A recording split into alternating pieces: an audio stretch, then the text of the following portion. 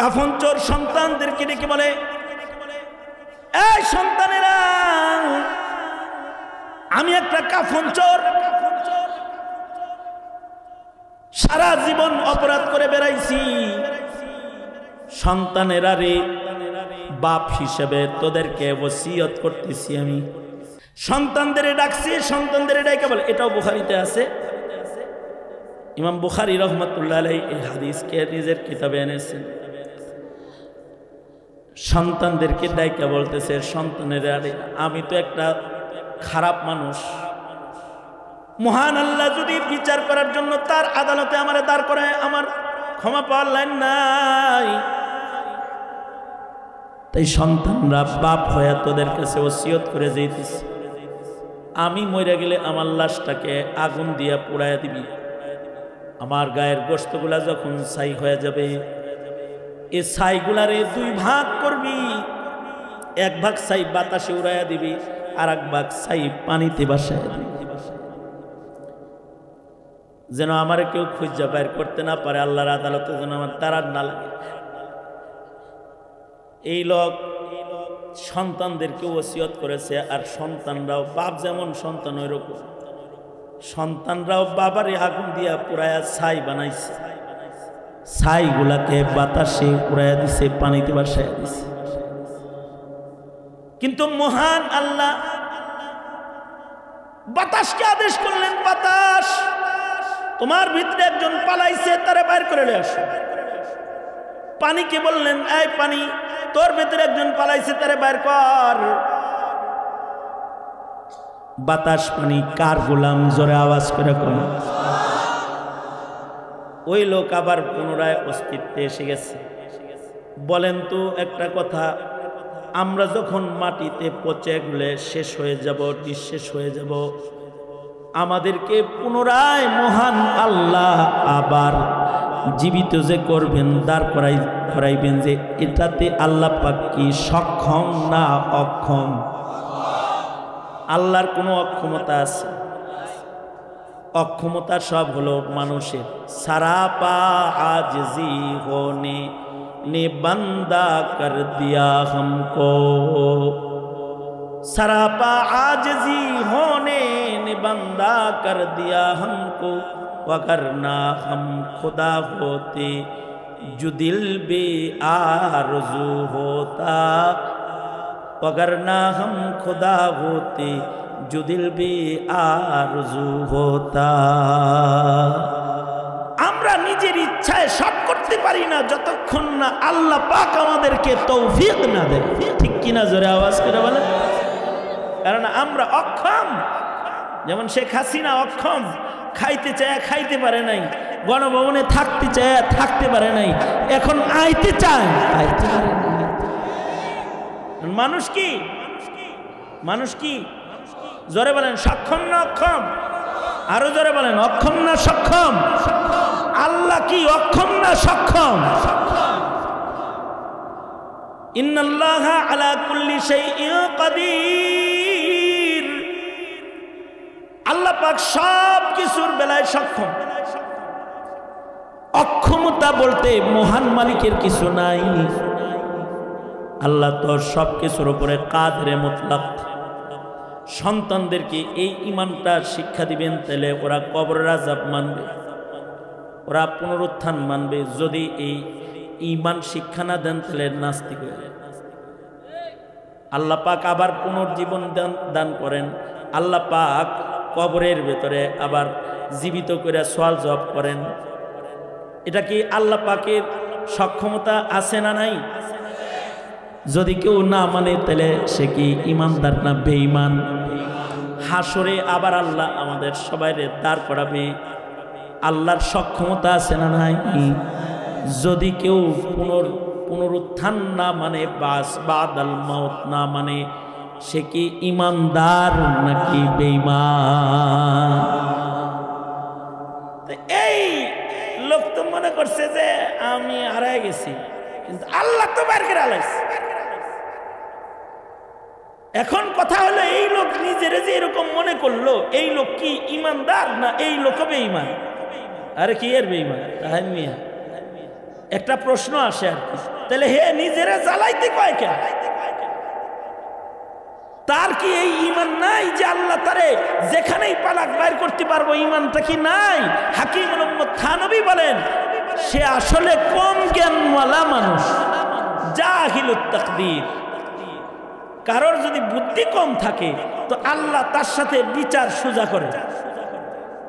আমনের দুইটা ছেলে, একটা ছেলের বুদ্ধি বেশি আর একটা ছেলের বুদ্ধি কম। যেটা বুদ্ধি বেশি ওটার সাথে কড়াকড়ি করেন, আর যেটা বুঝে না হেবলা এটা পাগল ছেড়ে দিত, ঠিক না? কি জোরে বলেন না কেন? নবীজিও এরকম করছে, আল্লাহ এরকম করে। রোজার মাসে দিনের বেলায় বিবির সাথে থেকে ফেলাইছে এক সাহাবী, কিন্তু সাহাবী তো আবার দিলের ভিতরে তাকওয়া আছে। রোজাটা যে নষ্ট করলাম, আল্লাহ যদি মারে, নবীজির কাছে গেছে, যা কয় নবীজি দিনে তো বিবির সাথে থেকে ফেলেছি, রোজা তো নাই, কামটা তো খারাপ হয়ে গেছে, তাই না? হ্যাঁ খারাপ হয়েছে তো কি করবো? ধরলে তো উপায় নাই, মাপ পাওয়ার পদ্ধতি কি? আল্লাহর রাসূল বললেন একটা গোলাম আজাদ কর। আমি গরিব মানুষ, আমার কোনো গোলাম নাই। ঠিক আছে, তাহলে টাকা খরচ হইব না, 60টা রোজা রাখিস। আমি একটা রাখতে যে সর্বনাশ করছি, আর 60টা হইল কিছু, কেমনে রাখবো আমি? অন্য কোনো লাইন নাই। নবীজি বললেন ঠিক আছে, যা 60 জন মিসকিন রে খানা খাওয়াই দিস। আমি নিজেই মিসকিন, খাওয়ানোর টাকা পয়সা আমার নাই, অন্য কোনো লাইন নাই। আল্লাহর রাসূল বস্তা একটা দিয়া কয়, এটার ভিতরে আটা খেজুর আছে, এগুলো নিয়ে যা, এইগুলো দিয়া কিছু মাসাকিনকে মেহমানদারি করে দিস, এটা তোরে হাদিয়া দিলাম। কুটলাটা মাথায় লইয়াই কয়, আল্লাহর নবী গোটা মদিনা আমার দেখা আছে, আমার চাইতে বড় মিসকিন মদিনায় নাই, এগুলো সব আমারই লাগবে। বুখারীতে আছে আল্লাহর রাসূল হাইসা দিচ্ছে। হাইসা দেওয়া মানে হইল মাফ করে দেওয়া। আর নবী ততক্ষণ হাসে না যতক্ষণ আল্লাহ না হাসে। তার মানে আল্লাহ হাইসা দিয়া বলতেছে থাই করে ছেড়ে দেন, সবার বেলায় আলাদা, ওর যেহেতু বুদ্ধি কম ওরে মাফ করে দিছি, ছেড়ে দেন। এই যদি কারোর আকল কম হয় তার সাথে মুআমালা নরম হয়, এই লোকটা আসলে জ্ঞান বুদ্ধি কমে কারণে আল্লাহর পক্ষ থেকে বিচার শিথিল হয়ে গেছে। আল্লাহ তাআলা তাকে আবার একত্রিত করে বলে, কিরে নাটক সিনেমা করলি কে? এত আগুনে পড়লি, বাতাসে হারাইলি, পানিতে হারাইলি, এগুলো করলি কেন? আল্লাহ জানেন তো আপনার ডরাই করছে। আল্লাহ পাক বলেন ঠিক আছে, যা, আমাকে যেহেতু ভয় পেয়েছিস, যা, এই তাকওয়ার কারণে আমি তোকে মাফ করে দিলাম। মহান আল্লাহ যদি কাউকে মাফ করে দেয় তার জান্নাতের উপর হয়ে যায়। কাউকে কাউকে আল্লাহ তাআলা হাসরের মাঠে ডাইকা বলবে, হাদিসে আছে, আল্লাহ যদি মাফ করে দেয় তাহলে বড় আসামি নাজাত পেয়ে যাবে। আল্লাহ পাক ময়দানে মাশারে ডেকে বলবে, বান্দা এদিকে আয়, কানের ভিতরে মুখ লাগায় বলবে, আই আমারে তো ভয় পাস, তুই তাই গুনাহগুলি করছিলি কি লেগা? এটা করস নাই, এটা করস নাই, এটা করস নাই, এটা করস নাই, করছি।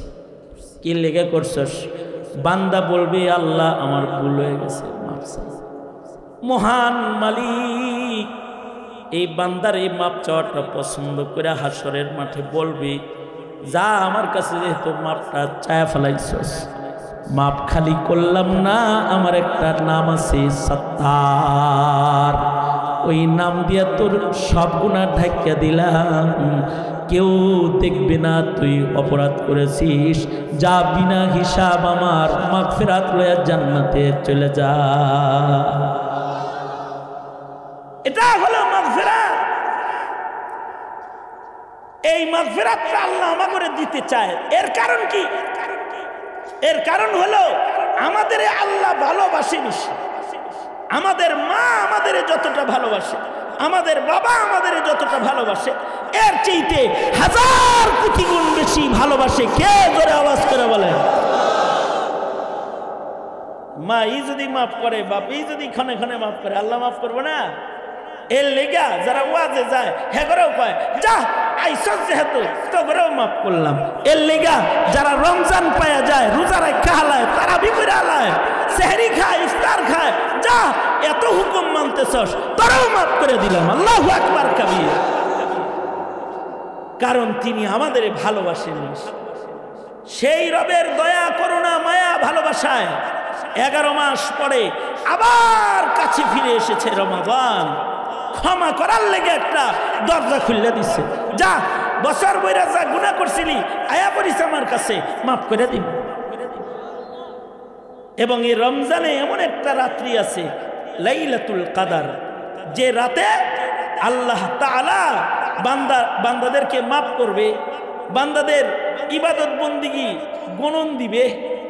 খায়রুম মিন আলফি শাহর, 1000 মাসের চাইতে উত্তম সওয়াব এক রাত ইবাদত করলে দিয়ে দিবে। দয়া মায়া খুইলা বসা যাবে। 11 মাস পরে আবার আমাদের কাছে রমাদান ফিরে এসেছে। রমজানে যারা ক্ষমা না নিল আল্লাহর কাছ থেকে, এদের চাইতে ধ্বংসপ্রাপ্ত আর কেউ নেই। এদের উপরে জিবরাইলের বদদুয়া, নবীজির আমিন। রোজার মাস পাইছে কিন্তু মাগফিরাত নিতে পারে নাই, ধ্বংস হোক। জিবরাইল বদদুয়া করছে, নবী বলে আমিন। সুতরাং মাগফিরাত থেকে দূরে যাওয়া যাবে না। কারণ যারা মাগফিরাত পেলেও তারা জান্নাত পেয়ে গেল। মনে মনে কল্পনা করলো কেউ যে জান্নাতটা দখল করবো, তাহলে আগে তার মাগফিরাত দখল করতে হবে। যে মাগফিরাত পেয়ে গেল সে জান্নাত পেয়ে গেল। কারণ মাগফিরাতের মাধ্যমে বান্দা পুত পবিত্র হয়। কায়াউমিন ওয়ালাদাতহু উম্মুহু, কেমন যেন মহান মালিকের দয়ায় নতুন জন্ম তার হইছে। জন্মের পরে যেমন সন্তানের কোনো গুনাহ থাকে না, মাগফিরাত পাইলে বান্দার আমলনামায় কোনো গুনাহ থাকে না। আর যখন বান্দা গুনাহ মুক্ত হইয়া যায় তখন বান্দাটা সোজা জান্নাতে যাওয়ার উপযুক্ত হয়ে যায়। আর যদি গুনাহযুক্ত রয়, গুনাহ শুদ্ধ জান্নাতে যাওয়া যাবে না। দুনিয়ায় যদি কেউ গুনাহ মাফ না করায় তাহলে হাসরের মাঠে তার গুনাহ আগুন দিয়া পুড়ে তাকে পবিত্র করার জন্য মহান আল্লাহ তাকে দোজখে ফেলে তাকে পবিত্র আগে করবে, পবিত্র হবে, তারপরে পবিত্র জান্নাতে জায়গা পাবে। কারণ পবিত্র জান্নাতের ভেতরে কোনো অপবিত্র গোলামের জায়গা নাই।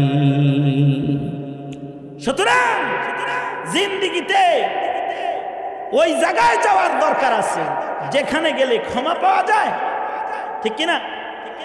সাহাবায়ে কেরামের জীবনে কখনো কখনো গুনাহ সংগঠিত হয়ে গেছে, কিন্তু ওনাদের তাকওয়া আল্লাহর কারণে ওনারা গুনাহকে তওবার মাধ্যমে মুছে ফেলছে। জীবনে গুনাহ হয়েছে কিন্তু ওনারা গুনাহ নিয়ে কবরে যান নাই। নিজেদের গুনাহকে তওবার মাধ্যমে অথবা আল্লাহ পাকের বিধান হদ হুদুদ কায়েম করা হয়েছে তাদের উপরে। আল্লাহর মাগফিরাত নেওয়ার জন্য সর্বোচ্চ কুরবানি দিয়েও তারা মাগফিরাতকে গ্রহণ করেছেন। তারা কোনো গুনাহকে কবরে নিয়ে যান নাই, পবিত্র হয়ে কবরে গেছেন। কারণ অপবিত্র গুনাহগার আল্লাহর জান্নাতে যাবে না। আল্লাহ তাআলা পাক, আল্লাহর জান্নাত পাক। কোন গুনাহগার নাপাক জান্নাতে গুনাহ সহ পৌঁছতে পারবে না। এই কারণে সাহাবায়ে কেরাম তাদের জীবনে গুনাহ হইছে, ওনারা তো আর মাসুম না। সাহাবীরা মাগফুর, গুনাহ হয়েছে, মাহফুজ মিন নারি জাহান্নাম, কিন্তু আল্লাহর কাছ থেকে তারা ক্ষমা নিয়েছেন। ক্ষমা নিয়ে পবিত্র হয়ে কবরে চলে গেছে। এটা সাহাবায়ে কেরামের শান। কেউ জিনা করেছেন কিন্তু পবিত্র হয়েছেন, মাগফিরাতের জন্য তাদের চেষ্টা ছিল। আল্লাহর ক্ষমা নেওয়ার জন্য নবীজির কাছে বারবার যায় বলছেন, আল্লাহর নবী আমি জিনা করছি, আমার উপরে হদ কায়েম কইরা হইলেও আমারে পবিত্র করে দেন। নাপাক অবস্থায় আমি আল্লাহর কাছে যাইতে চাই না। নবী আলাইহিস সালাম তাদের উপরে হক প্রয়োগ করেছেন, তারা গুনাহ থেকে মুক্ত হইয়া তারপরে তারা কবরে গেছেন। আল্লাহ তাদের ক্ষমার ঘোষণা দিচ্ছেন যে ওপরে মাফ করে দিচ্ছে, ক্ষমা ঘোষণা দিয়া মাফ করে দিচ্ছেন। ছোটখাটো অপরাধও যদি কারোর হয়ে থাকে, বিপদে পড়ে অনেক সময় আল্লাহর হুকুমের খেলাফ হয়ে যায়, বিপদে পড়ে হয় না? এর জন্য সাহাবীর তওবার স্টাইল ছিল ভিন্ন। যেমন বুখারী শরীফে আছে, উম্মুল মুমিনিন হযরত আয়েশা সিদ্দিকা রাদিয়াল্লাহু আনহা, হযরত আম্মা জান আয়েশা সিদ্দিকা একদিন কসম খাইলেন, আব্দুল্লাহ ইবনে জুবায়ের নিজের বাইকনা বোনের ছেলে, তাকে কসম করে বললেন, খুব রাগ হইছে বাইকনার উপরে, রাগ হয়ে কসম করে বললেন, আব্দুল্লাহ তুমি আমার ঘরে আর কখনো আসবা না, কারণ আমি আল্লাহর নামে কসম করে মান্নত মানতেছি, আমি কোনোদিন আর তোমার সাথে কথা বলবো না। কি বলতেছেন যে জীবনে আর কোনোদিন তোর কথা কমো না, রাগ হয়ে গেছি। এরকম রাগারাগি ঠিক না। কারোর উপরে রাগ হইলেও সারা জিন্দগির জন্য কথা বন্ধ রাখতে নাই। কারণ এক মুসলমান যদি আর এক মুসলমানের উপরে বিনা কারণে রাগ গুসা হইয়া যদি 3 দিনের চাইতে অধিক সময় পর্যন্ত কথা মুআমালা বন্ধ করে দেয়, মহান আল্লাহ নারাজ হয়ে যায়। রাগ গুসা করলেও মুমিন মুমিনের সাথে কথা বলবে, সালাম দিবে, উত্তর দিবে, এক মুমিন আর এক মুমিনের জন্য প্রশস্ত দিল রাখবে, মুমিন মুমিনকে ক্ষমা করে দিবে। কারোর সাথে কষ্টদায়ক মুআমালা হইতে পারে, কেউ কাউরে কষ্ট দিলে মাফ করে দিবে। ভাই যদি বাইরে মাফ করে দেয় তো আল্লাহ বান্দারে মাফ করে দেয়। আপনার ভাই আপনাকে কষ্ট দিয়েছে তো আপনি আপনার ভাইরে মাফ করে দিয়েছেন, মহান আল্লাহ আপনারই ক্ষমা করে দিবি। এ কারণে খুজিল আফওয়া, আল্লাহ পাক বলেন তোমরা ক্ষমাকে ধরো, ক্ষমাকে গ্রহণ করো। কারণ ক্ষমাশীলকে আল্লাহ ক্ষমা করে, যে ক্ষমা করে কাউকে আল্লাহ তারে ক্ষমা করে। আল্লাহু আকবার। কেউ যদি কারোর উপরে রহম করে আল্লাহ তার উপরে রহম করে। কেউ কারোর উপরে দয়া করলে আল্লাহ তার উপরে দয়া করে। ইরহামু মান ফিল আরদি ইয়ারহামুকুম মান ফিস সামা, জমিনের মানুষের উপরে তুমি রহম করো, আল্লাহ তোমার উপরে রহম করবে। খুজিল আফওয়া, তোমরা ক্ষমাকে গ্রহণ করো, ক্ষমাকে ধরো, ক্ষমা করা শিখো। বুখারী শরীফের ভিতরে আছে, হযরত উমর তো আধা জাহানের খলিফাতুল মুসলিমিন ছিলেন, আধা জাহানের খলিফা। হযরত উমরের একটা পার্লামেন্ট মেম্বারের দল ছিল, যাদেরকে দিয়া তিনি আধা জাহান পরিচালনা করতেন। হযরত উমর মাসে মাসে বাংলাদেশে যেমন দেশ পরিচালনা করতে সংসদ বসে, মসজিদে নববীতে হযরত উমরের পার্লামেন্ট মেম্বার যারা, তারাও সংসদ বসত, আধা জাহান কেমনে চালাইব মশওয়ারা বসত দেশ পরিচালনা করার জন্য। এই হযরত উমরের পার্লামেন্ট মেম্বার একজন ছিলেন হুর ইবনে কায়েস, বুখারীতে ঘটনা আছে। হুর ইবনে কায়েস নামে তাবেঈ, নওজোয়ান বড় আলেম দ্বীন, তিনি হযরত উমরের পার্লামেন্ট মেম্বার ছিলেন।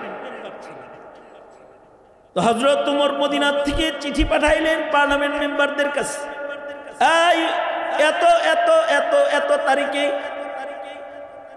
আমরা মদিনায় সংসদ বসবো, তোমরা সবাই আসবে সময় মতো। দেশের আইন শৃঙ্খলা বিচার, দেশের পণ্যের দাম কম বেশি, বাজারের হালত, মুআমালাত মুআশারাত সব কিছু নিয়ে পরামর্শ হইব, সলা পরামর্শ, সংসদ বসবে। হুর ইবনে কায়েস উনি যেহেতু এলাকার সংসদীয় প্রতিনিধি, সুন্দর করে ঘোড়া সাজায়া দ্রুতগামী ঘোড়া নিয়ে উনি রওনা করলেন মদিনার দিকে।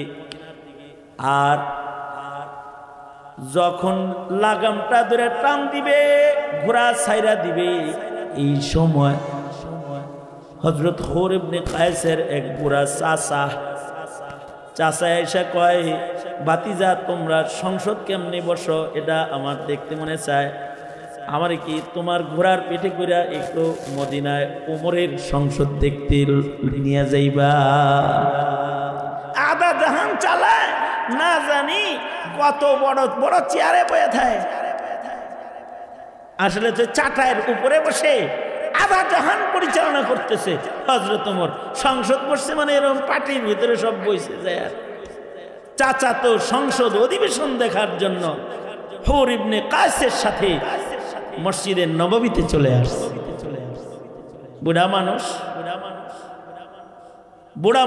মানুষ যখন বৃদ্ধ হয় তখন তার রাগ বেড়ে যায়।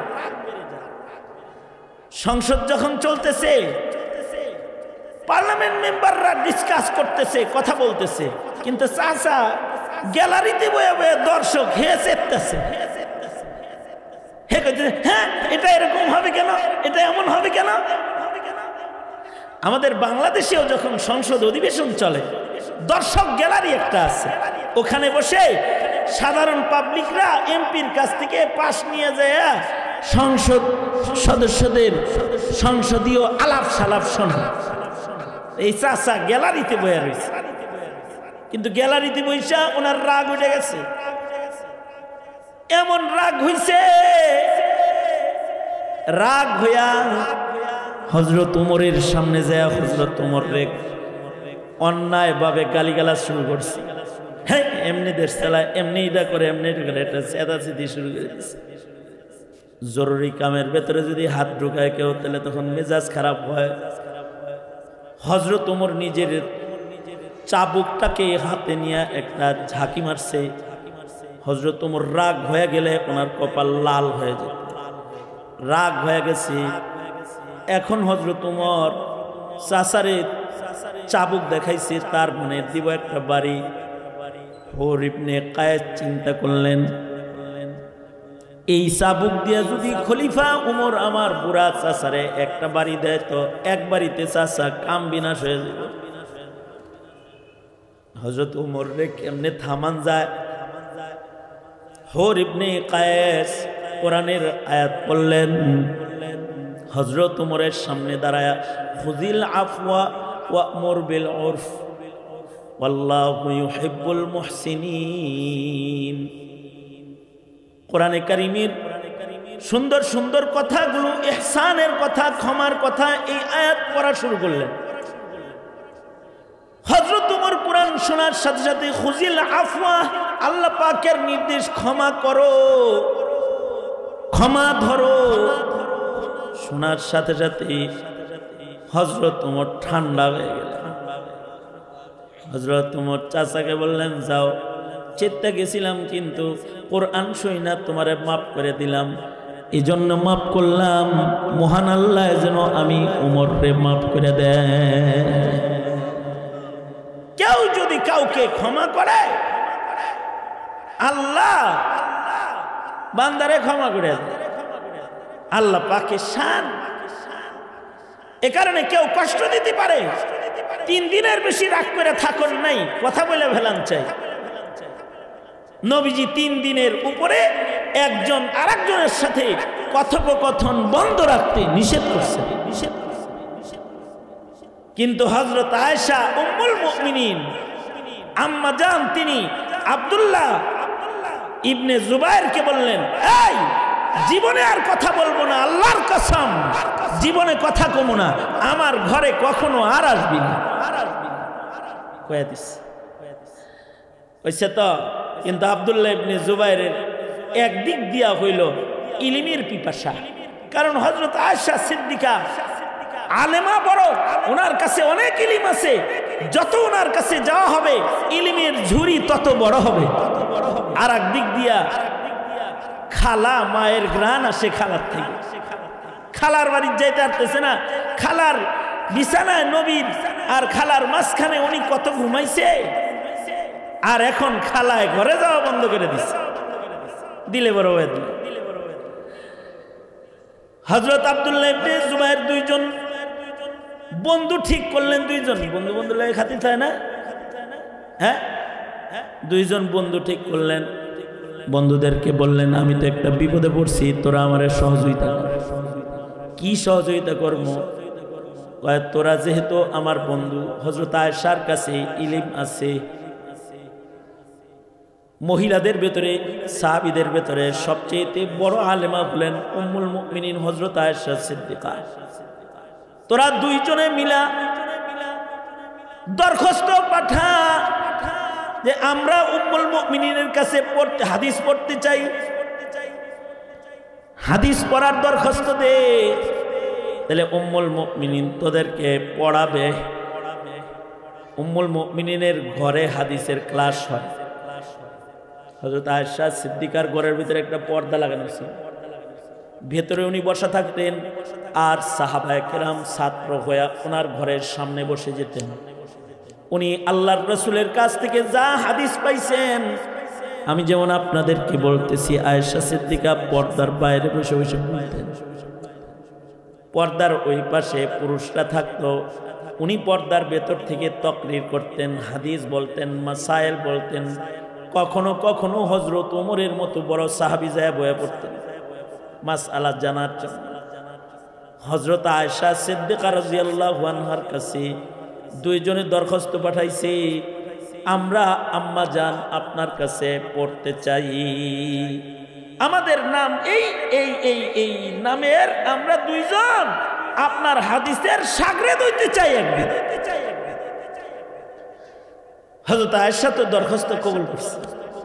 কবুল করার পরে এবার আব্দুল্লাহ ইবনে জুবাইর বলে, এই তোরা তো যাওয়ার অনুমতি পাওয়া গেছিস, এবার আমারে নেওয়ার একটা লাইন কর। সেটা হলো এবার দরখাস্ত আর একটা দে, আম্মা জান আমরা তো দুইজনই ছিলাম, আমাদের আরো কিছু বন্ধু বান্ধব আপনার ঘরে ঢুকতে চায়, ক্লাসে বসতে চায়, তারাও আপনার কাছ থেকে শিখতে চায়।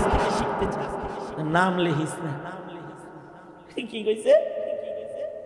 নাম লিখিস না, আবার নাম না লেখা দে যে আরো কিছু লোক ঘরে ঢুকতে চায়, আরো কিছু যেহেতু ঢুকতে চায়, আম্মা জান ছাত্র বেশি হইলে ভালো, অনুমতি দিয়ে হ্যাঁ যারা যারা আইতে চায় নিয়ে আয় পড়ো।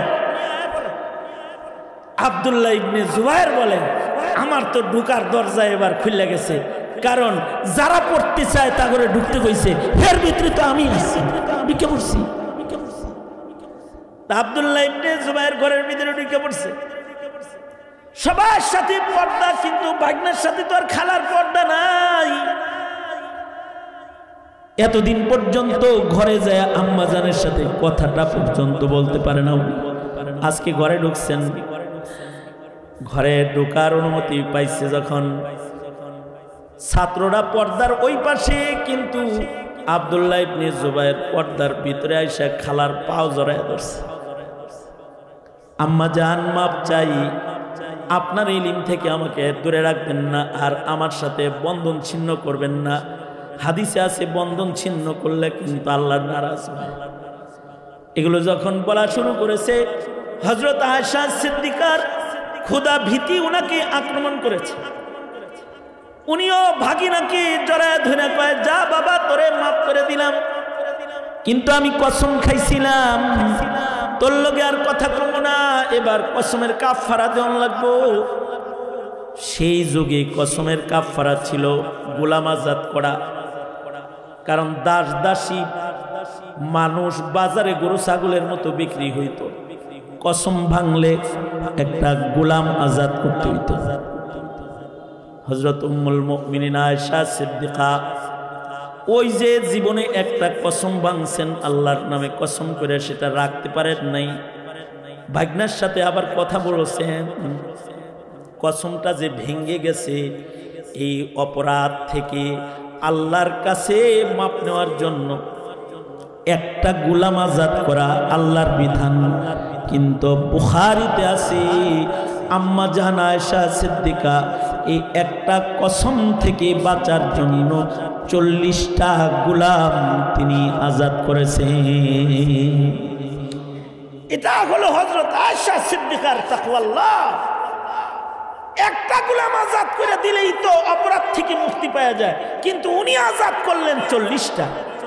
এই কারণে আল্লাহ কয় ইত্তাকুল্লাহা হাক্কা তুকাতি, আমারে যেমন ভয় করা দরকার তেমন ভয় করো।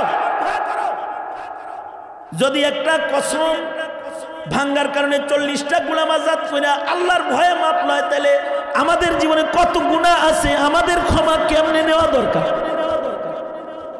এই ক্ষুধা ভীতি যার ভেতরে থাকবে, যারা ক্ষুধা ভীরু, আল্লাহকে যারা ভয় করে, যারা আল্লাহর ভয়ে গুনাহ করে না, অথবা যারা গুনাহ হয়ে গেলে গুনাহ নিয়ে তারা কবরে যায় না, নিজের গুনাহ থেকে আল্লাহর কাছে ক্ষমা নেওয়ার জন্য যারা পেরেশান হয়ে যায়, তারা হলো মুত্তাকি।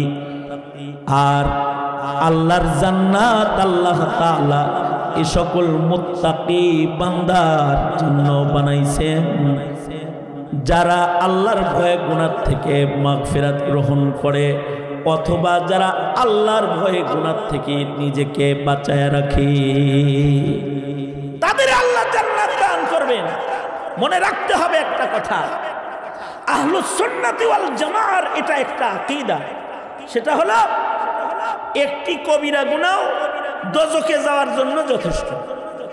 এই দোজখে যাইতে কয়টা কবিরা গুনাহ লাগে? এই কথা শুনতেছেন আমারটা? দোজখে যাইতে কতগুলো গুনাহ লাগে? 1 মণ, 1 ট্রাক, 5 টন। দোজখে যাইতে একটা কবিরা গুনাহ যথেষ্ট। দোজখে যাওয়ার জন্য কয়টা কবিরা গুনাহ যথেষ্ট? একটা কবিরা গুনাহ যথেষ্ট।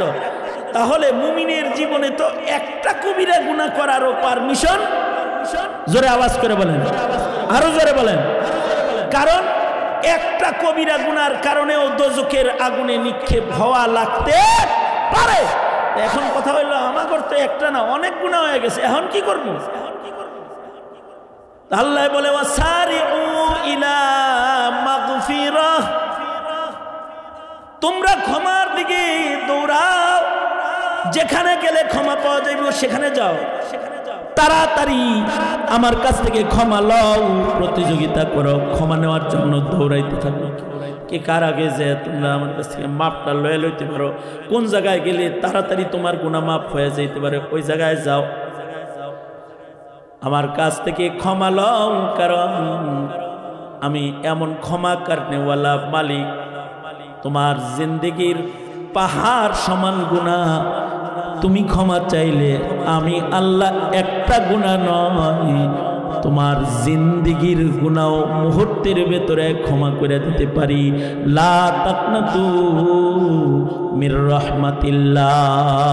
আল্লাহু আকবার, জোরে করে বলেন আল্লাহু আকবার। কে আল্লাহ কি একটা গুনাহ ক্ষমা করে নাকি মাপ চাইলে সব মাফ করে? সব মাফ করে, গফফার মালিক। এই কারণেই তো বুখারী শরীফে আছে 100 খুনের আসামিরে মাফ করে দিছে। 100 খুন করছে তারে মাফ করে দিছে। কখন মাফ চাইছে? যখন ইন্ডিয়া যায় ঘুমাইছে গুনাহ কইরা, তখন মাফ করছে না, মাফ পাওয়ার লেগা। বুঝেন নাই কথাটা? মানে ফাজারাত থেকে বারারার দিকে রওনা করছে, যেখানে ওলি বুজুর্গ আছে ওই দিকে বাইরে হয়ে গেছে, মুদি যেখানে আছে সেই দিকে যায় না, আকাম কইরা। বুঝেন নাই বিষয়টা? ক্ষমা নেওয়ার একটা সিস্টেম আছে, ক্ষমা নেওয়ার একটা পদ্ধতি আছে। অপরাধীকে আল্লাহ মাফ করে দিবে, কিন্তু অপরাধ থেকে ক্ষমা নেওয়ার জন্য বেরোয় যেতে হবে, ক্ষমা পাওয়ার চেষ্টা করতে। চেষ্টাটা যদি আল্লাহর কাছে কবুল হয় তাহলে বড় আসামিরাও মাফ করে। বুখারী শরীফের ভিতরে ওয়াকিআতু বনি ইসরাঈল, জিক্রুম আন বনি ইসরাইল, বনি ইসরাইলের কিছু ঘটনা আল্লাহর রাসূল বুখারী শরীফে ইমাম বুখারী আল্লাহর রাসূল থেকে বর্ণনা করেছে, যারা অনেক বড় বড় আসামি কিন্তু আল্লাহ তা করে মাফ করে দিচ্ছেন। যেমন সেখানে একটা ঘটনা আছে, একজন ছিল সারা জীবন কাফন চুরি করছে। সালমানের প্রবন্ধ তো টেহা চুরি করছে, কিন্তু এটা করছে কাফন চুরি। বুঝেন না এই কথাটা? কাফন চোর, নিকৃষ্ট চোর না, কাফন চুরি করছে। কবর খনন করে করে মাইয়েতের কাফন চুরি করে না আবার দোকানে বেচালে, এই কাফন চোর। কিন্তু এই কাফন চোরকেও আল্লাহ মাফ করে দিলেন বনি ইসরাইলের। আল্লাহর রাসূল বর্ণনা করতেছেন, তার মানে বনি ইসরাইলের যেই ঘটনাটা বর্ণনা করেছেন মুহাম্মদুর রাসূলুল্লাহ সাল্লাল্লাহু আলাইহি সাল্লাম, এইটার উপরে বিশ্বাস রাখা ঈমান। এটার উপরে বিশ্বাস রাখা কি, জোরে বলেন? ঈমান। তার মানে এই ঘটনা যে সত্য এতে কোনো সন্দেহ নাই, কারণ নবীজিকে আল্লাহ তাআলা অতীতের ইলম দান করেছেন, ভবিষ্যতের ইলম দান করেছেন। এই কাফন চূড়ায় মরার আগ দিয়া তার সন্তানদের ডাকছে।